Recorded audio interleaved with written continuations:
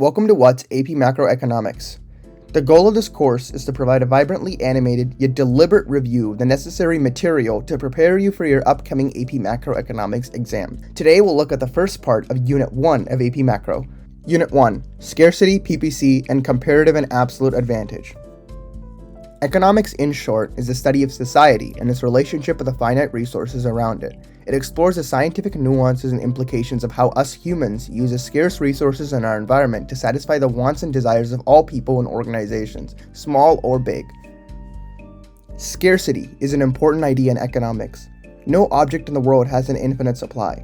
Every object is limited in how much is present to be used economically. Take gold, for example.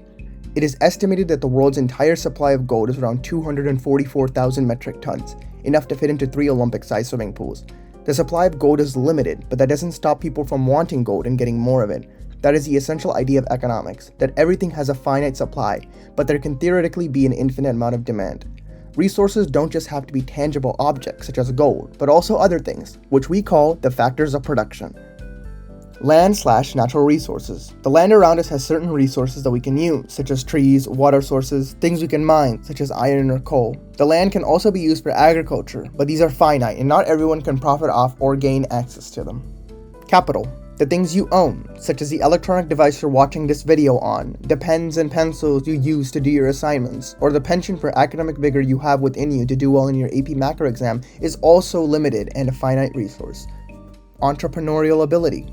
The ability to lead, organize, and produce goods and services, things that CEOs do for companies, is also considered as a finite resource. When so many things are finite, individuals like you and large organizations in the form of companies and governments are constantly faced with the question of how to effectively use the finite resources they have. When resources such as substance and labor are naturally limited, then entities must think about what priorities they have and where they should use their resources without running out of them. This is the concept of trade-offs. That everyone has a figurative basket of eggs, and they must choose where they will place their eggs to give them the benefit they seek. But in doing so will inevitably forfeit another product they could have achieved. Will I use the eggs to make an omelet, or will I scramble them? If I choose to make an omelet, then I made a trade-off of scrambled eggs. This is what could possibly occur on an individual level. We make such trade-offs when we think about spending the money we earn, but for firms this question is much larger. Is a garment better off sourced from India or Egypt? How many stores should we open in Germany? For governments, trade-offs are present in how to utilize taxpayer resources or how to utilize the natural resources of the nation. This leads us to opportunity cost, that by choosing to utilize a limited resource for a certain activity, you forfeit the benefits of the next best activity. For example, let's just say you have 2 choices for the summer. One is spending time at your grandma's house at a faraway city, or spending time in your home city working at a local fast food shop for $20 a day.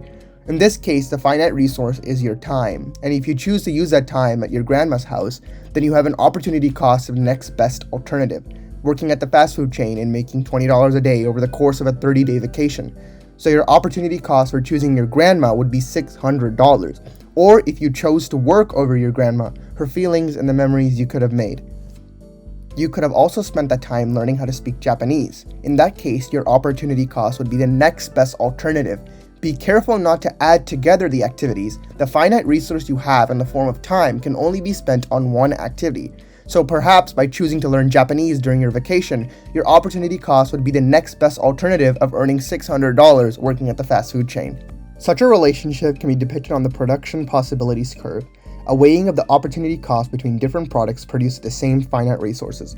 First, it starts with a table. A local blacksmith was a finite resource of the steel he gets every week, let's say about 40 kg.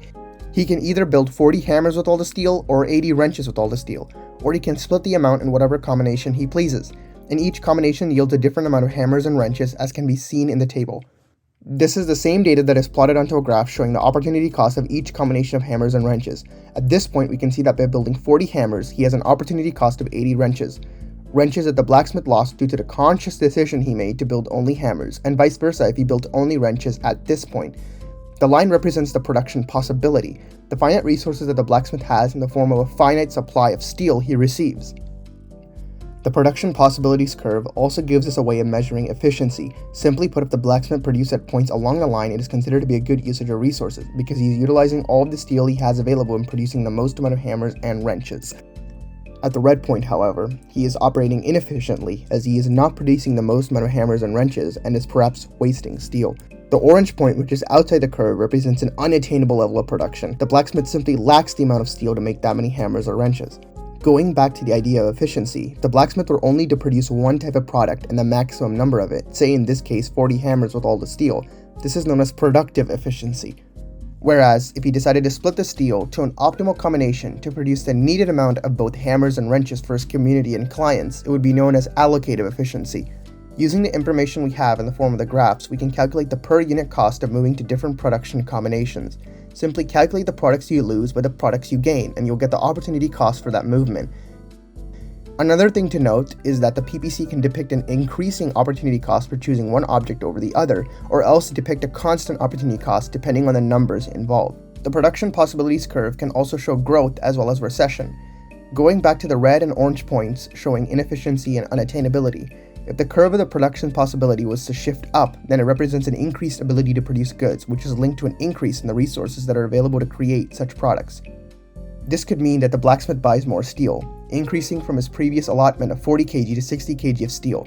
The possibility to produce more has just increased. When the curve moves inward, this means the possibility to produce has been lowered. Perhaps the blacksmith has less steel to work with. Similar to individual cases, the PPC can also be applied to larger economies, such as those of entire nations or firms. In such situations, the curve represents the economic production of this larger economy. Outward shifts in this case mean economic growth, whereas inward shifts mean an economic recession. PPC shifts in larger economies occur due to three main reasons. 1. The ability to source better resources or more of them. 2. The ability to have better technology, such as high-tech machines that make productions faster. And 3. Changes in patterns of trade. Comparative and Absolute Advantage. When applying the idea of opportunity cost to international trade, we can compare how two countries can ideally exchange goods. This is known as the concept of comparative and absolute advantage. We've already established that every economic activity and the entities that perform it have a finite number of resources. And when speaking about countries, not every country has an equal amount of every resource. For instance, comparing the Indian and Japanese food production industries annually, we can see that India produces far more mangoes at 20 million tons compared to Japan's 5 million tons. But Japan produces far more strawberries in India at 5 million tons compared to India's 1 million tons. This is because each country has a different resource in the form of their respective climate. The climate of India limits its growing of strawberries but allows for far better mango production, whereas Japan is the opposite. But naturally, people in both countries want a lot of each fruits, so they'll come to trade. When this happens, you can think about the specific advantages they may have.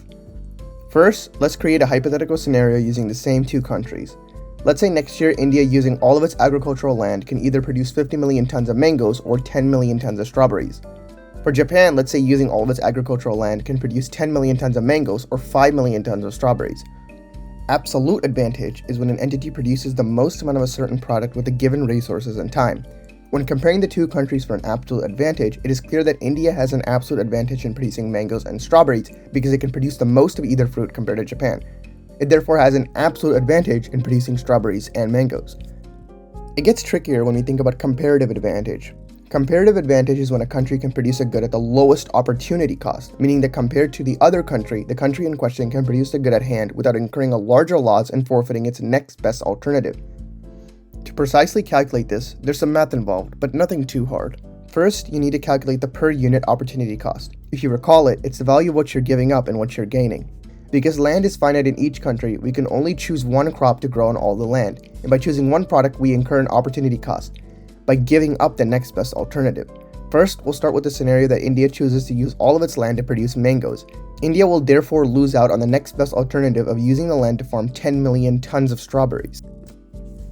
So, we divide the loss of 10 million tons of strawberries by the 50 million tons of mangoes we gain, and we get a total per unit opportunity cost of 1/5 ton of strawberries for every 1 ton of mangoes produced. So, when India chooses to use all of its land to make mangoes, it loses out on 1/5 of a ton of strawberries for every 1 ton of mangoes produced.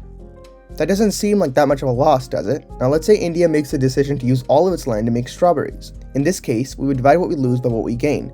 50 million tons of mangoes divided by 10 million tons of strawberries. If India chooses to grow strawberries over mangoes, it'll lose a staggering 5 tons of mangoes for every 1 ton of strawberries that is produced. Now, let's do the same for Japan. We first think of Japan choosing mangoes over strawberries, so we divide the 5 million tons of strawberries that they lose by the 10 million tons of mangoes that they gain. we get an opportunity cost of 1/2 ton of strawberries produced for every 1 ton of mangoes produced, meaning that Japan loses 1/2 ton of strawberries for every 1 ton of mangoes that they produce. Okay, not that bad. If Japan chooses strawberries over mangoes, we divide what they lose by what they gain, and we get an opportunity cost of 2 tons of mangoes for every 1 ton of strawberries gained. When we compare the opportunity costs that both countries have for prioritizing one or the other fruit, we can determine the comparative advantage. Assuming that people in both countries demand a lot of each fruit, crunching the numbers, we can see that even though India has an absolute advantage in producing both fruits, it is far better off producing mangoes on its land. Whereas Japan is far better off choosing strawberries, because they can both minimize their opportunity costs, which is necessary in getting the comparative advantage. India will only lose 1/5 of a ton of strawberries for every 1 ton of mangoes it gains, instead of losing 5 tons of mangoes by choosing strawberries. And Japan will lose 2 tons of mangoes for every 1 ton of strawberries it produces. But it loses far less than India's 5 tons. It has a lower opportunity cost to produce strawberries in India and can use its comparative advantage in producing strawberries to get more mangoes from India. This brings us to trade. We've already established that both countries want a lot of each fruit, but in this hypothetical scenario, India has chosen to produce mangoes and Japan has chosen strawberries due to their comparative advantages. So naturally, both countries want each other's fruit. In the real world, this trade would take place with money, but in this case, let's say the governments agree to exchange the fruit they produce as a trade. But what should be the amount of fruit that each country exchanges? Each country wants the best, most fair offer, but how is this determined? Well, we use the opportunity cost calculations to determine this amount as well. Although there are a plethora of factors that affect the terms of trade in the real world, in our hypothetical scenario, each country just wants to get the fair amount of fruit in exchange for the fruit they produce. So first, we look at the comparative advantage for each fruit respectively. For strawberries, we calculated that the comparative advantage would be 1/5 ton of strawberries for India and 1/2 ton of strawberries for Japan. So we choose a number in between for the terms of trade. 1/5 plus 1/2 divided by 2 equals 0.35 tons of strawberries for every 1 ton of mangoes. And for mangoes, we calculated the comparative advantages of India to be 5 tons of mangoes and 2 tons of mangoes for Japan. So we chose a number in between these two, 3.5 tons of mangoes for every 1 ton of strawberries. This is sensical, as India produced far more mangoes compared to Japan's own production of strawberries. So when it comes to a system of equal trading, naturally Japan would receive more mangoes for its relatively limited supply of strawberries. And these numbers become the terms of trade between each country when they trade their mangoes for strawberries. Comparative advantage is one of the most difficult concepts in macroeconomics, so it's okay if you don't understand it now. The best thing to do is to practice. You can rewatch my segment, or if you've gotten bored of my voice, also browse a plethora of awesome channels and resources here on YouTube and elsewhere. You've done a lot today, so let's take a break. We're only about halfway through Unit 1, and in the next installment, we'll learn about supply and demand, another important topic. Until then, have fun and keep learning.